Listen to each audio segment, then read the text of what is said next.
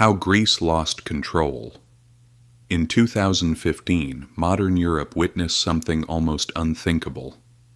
A developed nation using one of the world's most trusted currencies came within days of total financial collapse. Banks closed, ATMs ran dry, withdrawals were rationed, pensions were frozen.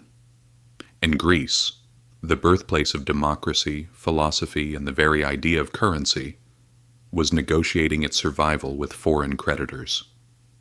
This wasn't ancient history. This was a crisis unfolding inside the Eurozone, at the heart of the European Union. A country backed by global institutions was suddenly facing the kind of default usually associated with crumbling empires.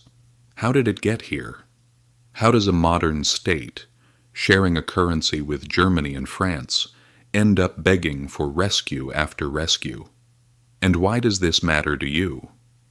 Because Greece's meltdown wasn't just a national disaster, it was a modern demonstration of how global finance really works, how debt becomes leverage, how sovereignty can evaporate, and how quickly stability can turn to panic when the money runs out. To understand the crash, we have to go back. When Greece adopted the euro in 2001, it gained access to historically cheap credit. A country long known for high deficits suddenly found itself able to borrow at rates nearly identical to Germany's.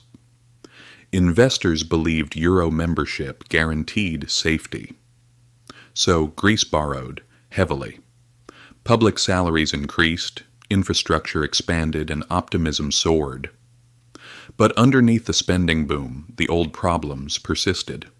A bloated bureaucracy, weak tax collection, widespread corruption, and deficits that kept widening. By 2008, when the global financial crisis erupted, Greece was already vulnerable. After Lehman Brothers collapsed, investors reassessed risks everywhere, and Greece's numbers simply didn't add up. In 2009, the world learned that Greece had been understating its deficit for years. The real figure approached 15% of GDP. Confidence collapsed overnight.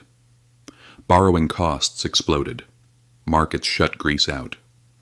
In 2010, Athens turned to the EU and the IMF for a bailout, 110 billion euros. But the price was steep. Deep austerity, tax increases, pension cuts, and sweeping reforms. These policies were meant to stabilize the country. Instead, they triggered a downward spiral. The economy shrank.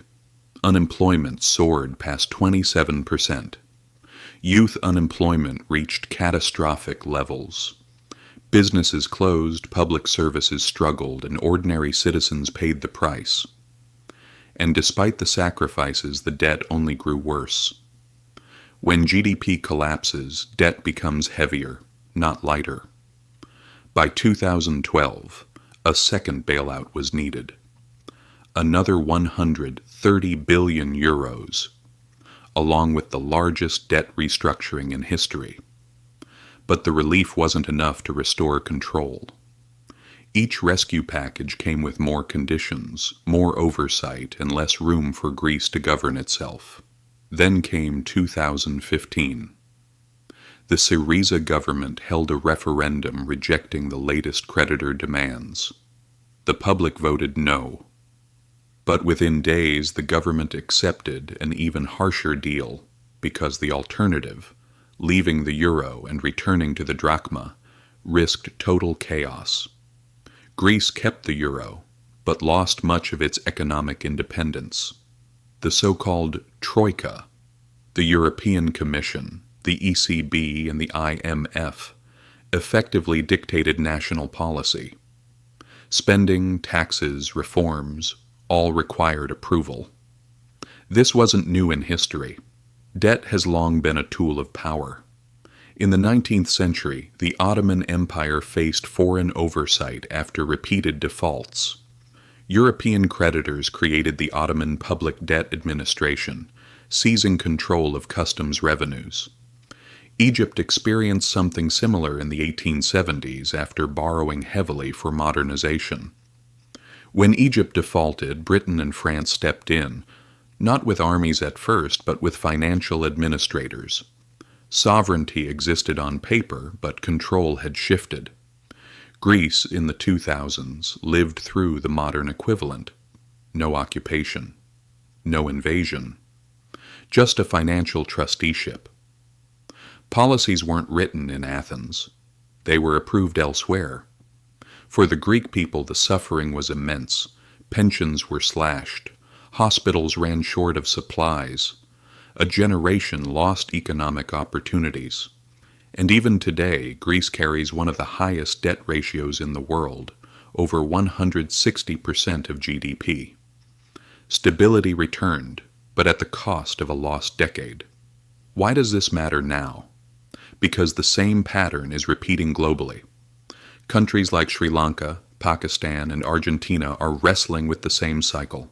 Heavy borrowing, crisis, IMF intervention, austerity. The structure never changes, only the names do. Even large nations aren't immune. Italy faces enormous debt. Japan's public debt is among the highest ever recorded.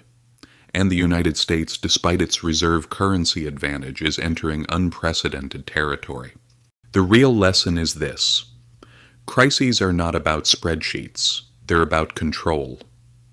When you can't print your own currency, when you rely on external financing, when your debt limits your decisions, sovereignty becomes conditional.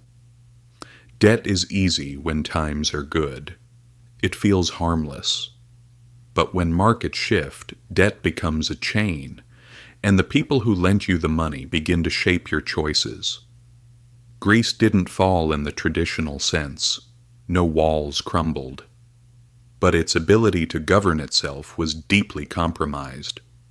A modern country inside a union built for stability lost control of its destiny. History doesn't repeat, it echoes.